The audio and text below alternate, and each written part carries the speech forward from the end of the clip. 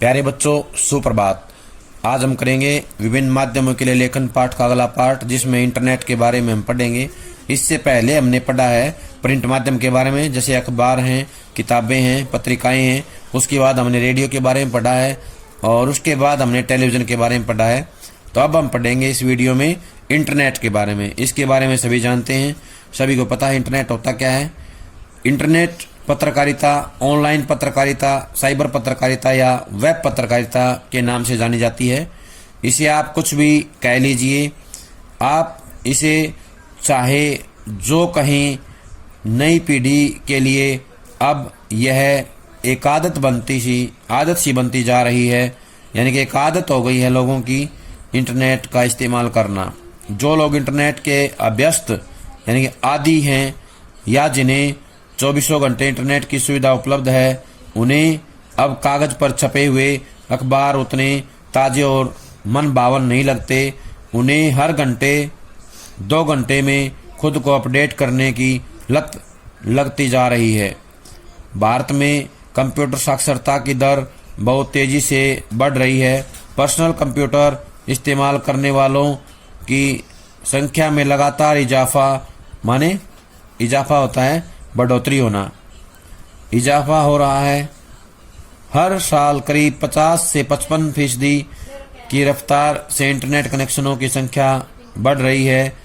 उसकी वजह यह है कि इंटरनेट पर आप एक ही झटके में जुमरी तलैया से लेकर होनोलुलु तक की खबरें पढ़ सकते हैं। यानी कि एक ही पल में बहुत दूर दूर तक की खबरें हम पढ़ सकते हैं। दुनिया भर की चर्चाओं परिचर्चाओं में शरीक हो सकते हैं। शरीक कौन होता है? भाग ले सकते हैं और अखबारों की पुरानी फाइलें खंगाल सकते हैं, ढूंढ सकते हैं। सबसे पहले यह स्पष्ट कर देना जरूरी है कि इंटरनेट सिर्फ एक टूल यानी औजार है ये, जिसे आप सूचना, मनोरंजन, ज्ञान और व्यक्तिगत तथा सार्वजनिक संवादों के आदान प्रदान के लिए इस्तेमाल कर सकते हैं। लेकिन इंटरनेट जहां सूचनाओं के आदान प्रदान का बेहतरीन औजार है, वहीं वह अश्लीलता, दुष्प्रचार और गंदगी फैलाने का भी एक जरिया है। इंटरनेट पर पत्रकारिता के भी 2 रूप हैं। पहला तो इंटरनेट का एक माध्यम और औजार के तौर पर इस्तेमाल, यानी खबरों के संप्रेषण के लिए इंटरनेट का उपयोग, यानी खबरें भेजने का काम जो है किया जाता है। दूसरा, रिपोर्टर अपनी खबर को एक जगह से दूसरी जगह तक ईमेल के जरिए भेजने और समाचारों के संकलन, खबरों के सत्यापन और पुष्टिकरण में भी उसका इस्तेमाल करता है। रिसर्च या शोध का काम तो इंटरनेट ने बेहद आसान कर दिया है। टेलीविज़न या अन्य समाचार माध्यमों में खबरों के बैकग्राउंड तैयार करने या किसी खबर की पृष्ठभूमि तत्काल जानने के लिए, जहां पहले ढेर सारी अखबारी कतरनों यानी अखबारों को ढूंढना पड़ता था, कतरनों की फाइलों को ढूंढना पड़ता था, वहीं आज चंद मिनटों में इंटरनेट विश्वव्यापी संजाल के भीतर से कोई भी बैकग्राउंड या पृष्ठभूमि खोजी जा सकती है। एक जमाना था जब टेलीप्रिंटर पर 1 मिनट में 80 शब्द एक जगह से दूसरी जगह भेजे जा सकते थे। आज स्थिति यह है कि 1 सेकंड में 56 किलोबाइट यानी 70,000 शब्द भेजे जा सकते हैं। यहाँ पर याद रखना है कि टेलीप्रिंटर से कितने शब्द भेज सकते थे? 80। कितने? टेलीप्रिंटर से 80 शब्द भेज सकते थे। लेकिन अब क्या करते हैं? ईमेल के द्वारा 56 किलोबाइट यानी 70,000 शब्द भेजे जा सकते हैं। 56 किलोबाइट यानी 70,000 शब्दों को भेज सकते हैं। के लिए एक वेबसाइट का पेज है। जैसे ही हम कंप्यूटर पे जाएंगे, इंटरनेट ऑन करेंगे, तो यहाँ पे HTTP लिखा होता है। https://edu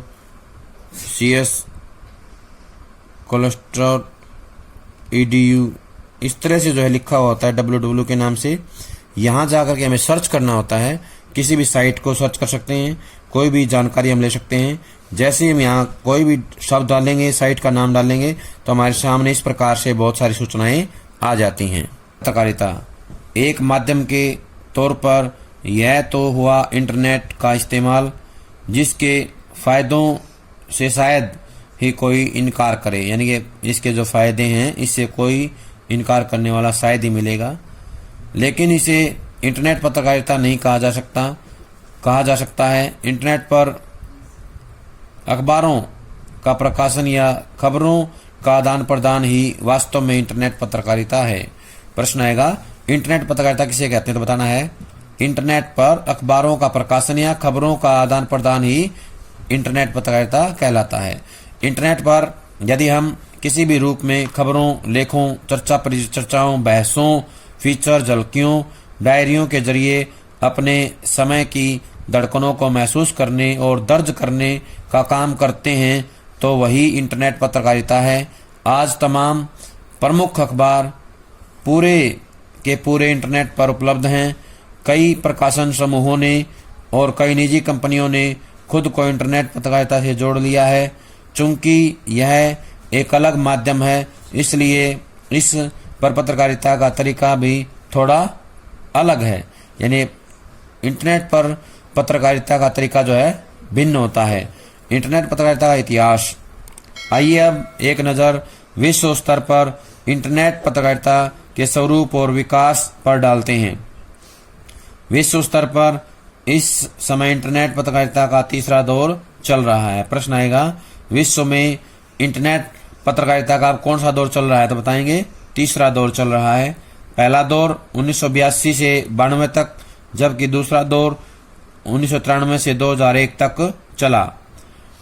प्रश्न आएगा यहाँ पे, विश्व में इंटरनेट का पहला दौर कब से कब तक चला? तो बताएंगे, पहला दौर 1982 से 92 तक और दूसरा दौर कब तक चला?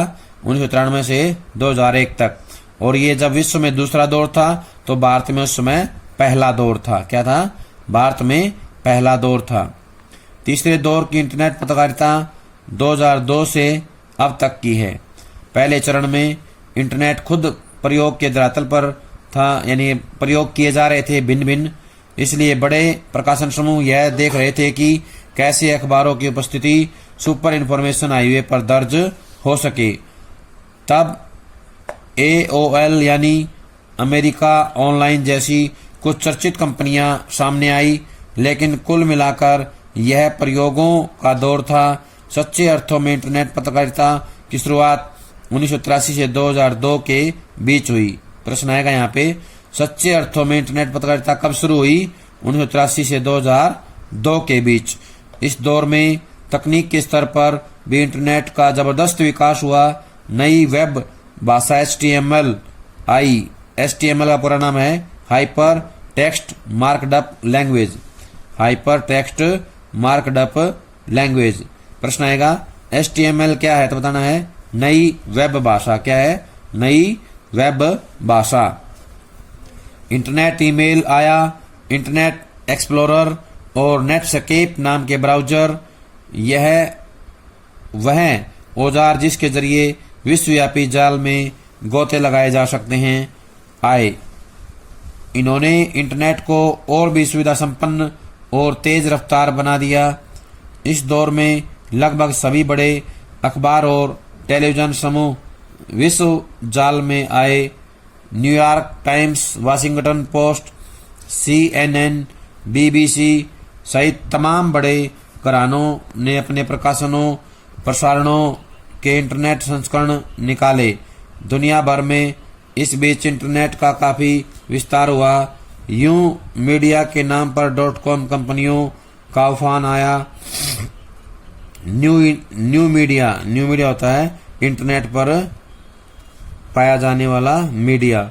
न्यू मीडिया के नाम पर .com कंपनियों का उफान आया, जिसे देखो वही इंटरनेट और .com की बातें कर रहा था। लोग रातों रात अमीर बनने का ख्वाब देखने लगे, इसलिए जितनी तेजी के साथ यह उफान आया था उतनी तेजी के साथ उसका बुलबुला फूटा भी, यानी कि उतनी तेजी से इसका पतन भी शुरू हो गया।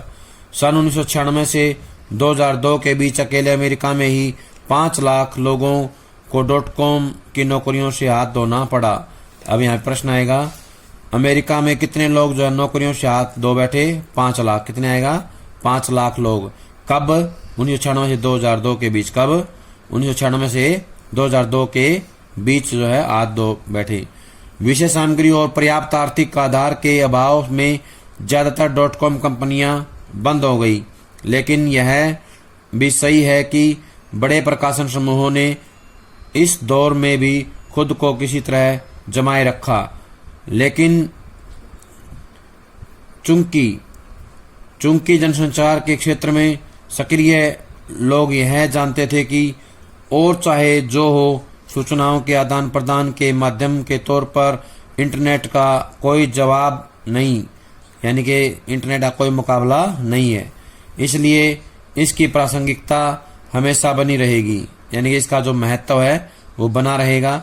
इसलिए कहा जा सकता है या कहा जा रहा है कि इंटरनेट पत्रकारिता का 2002 से शुरू हुआ तीसरा दौर सच्चे अर्थों में टिकाऊ हो सकता है, यानी कि जो 2002 में शुरू हुआ था वो टिकाऊ दौर कहला सकता है। भारत में इंटरनेट पत्रकारिता, ये तो हमने पढ़ा विश्व के बारे में, अब हम पढ़ेंगे भारत में इंटरनेट कब आया। भारत में इंटरनेट पत्रकारिता का अभी दूसरा दौर चल रहा है। भारत के लिए पहला दौर 1993 से शुरू हुआ माना जा सकता है, जबकि दूसरा दौर 2003 से शुरू हुआ। अब यहाँ पे याद रखना है प्रश्न, पहला प्रश्न ये आएगा कि भारत में इंटरनेट का पहला दौर कब आया, तो बताना 1993 से शुरू हुआ। कब हुआ? 93 से। प्रश्न आएगा दूसरा दौर कब हुआ? 2003 से। पहले दौर में हमारे यहाँ भी प्रयोग हुए, .com का तूफान आया और बुलबुले की तरह फूट गया। अंततः वही टिके रहे या रह पाए जो मीडिया उद्योग में पहले से ही टिके हुए थे। आज पत्रकारिता की दृष्टि से Times of India, Hindustan Times, Indian Express, Hindu Tribune, Statesman, Pioneer, NDTV, IBN, Zee News, Aaj Tak और आउटलुक की साइटें ही बेहतर हैं। इंडिया टुडे जैसी कुछ साइटें भुगतान के बाद ही देखी जा सकती हैं। जो साइटें नियमित अपडेट होती हैं उनमें Hindu, times of India, outlook, Indian express, NDTV, आज तक और जी न्यूज प्रमुख हैं। लेकिन भारत में सच्चे अर्थों में यदि कोई वेब पत्रकारिता कर रहा है तो वह rediff.com, इंडिया इन्फोलाइन व सीफी जैसी कुछ सी साइटें हैं। रिडिफ को भारत की पहली साइट कहा जा सकता है जो कुछ गंभीरता के साथ इंटरनेट पत्रकारिता कर रही है। वेबसाइट पर विशुद्ध पत्रकारिता करने का श्रेय तहलका.com को जाता है। कुछ प्रश्न बनते हैं। पहला तो यही बनेगा, भारत में सच्चे अर्थों में काम करने वाली साइटों के नाम बताइए, या कौन कौन सी हैं। तो बताएंगे rediff.com, इंडिया इन्फोलाइन व सीफी, ये साइटें क्या है? सच्चे अर्थों में काम कर रही हैं, वेब पत्रकारिता काम कर रही हैं। अगला प्रश्न आएगा, भारत की पहली साइट किसे कहा गया है? तो बताना रिडिफ को। किसको कहा गया है? रिडिफ को। या प्रश्न आएगा, भारत में गंभीरता से काम करने वाली पत्रकारिता कौन सी की जो साइट है वो कौन सी है? रिडिफ। भारत में इंटरनेट पत्रकारिता करने वाली सबसे गंभीर पत्रकारिता वाली जो साइट है वो कौन सी है? रिडिफ। अगला प्रश्न आएगा, वह वेबसाइट जो विशुद्ध पत्रकारिता का काम करती है वो कौन सी है? तहलका.com। कौन सी है? तहलका।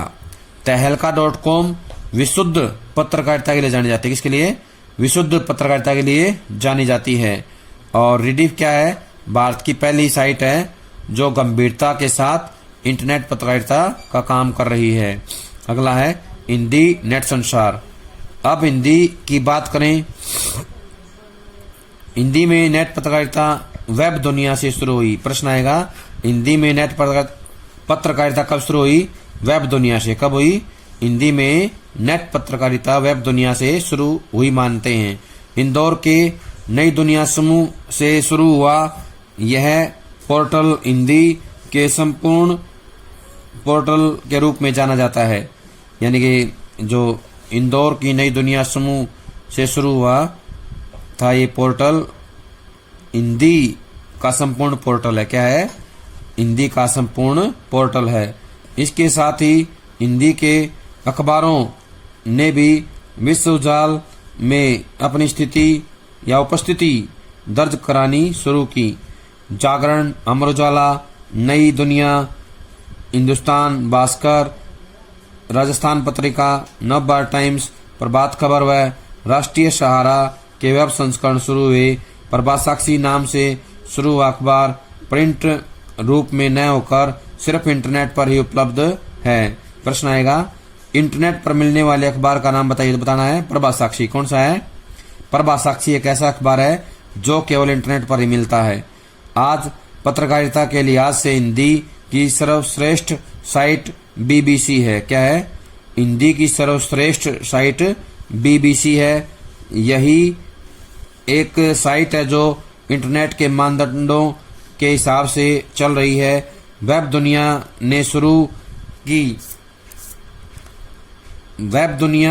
ने शुरू में काफ़ी आशाएं जगाई थी, लेकिन धीरे धीरे स्टाफ और साइट की अपडेटिंग में कटौती की जाने लगी, जिससे पत्रकारिता की वह ताजगी जाती रही जो शुरू में नजर आती थी।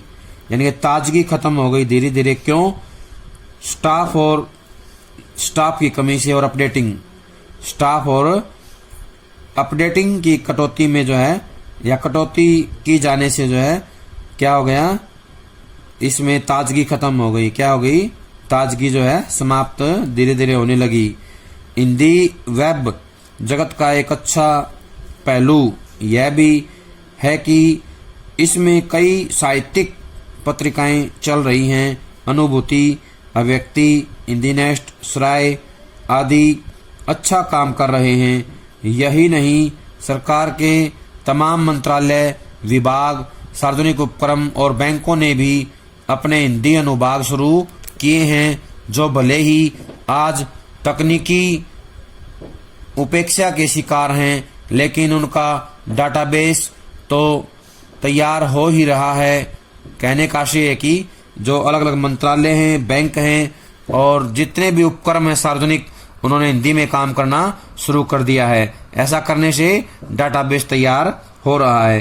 प्रश्न यहाँ आ जाता है कि हिंदी की पत्रिकाएं बताओ जो नेट पर मिलती हैं।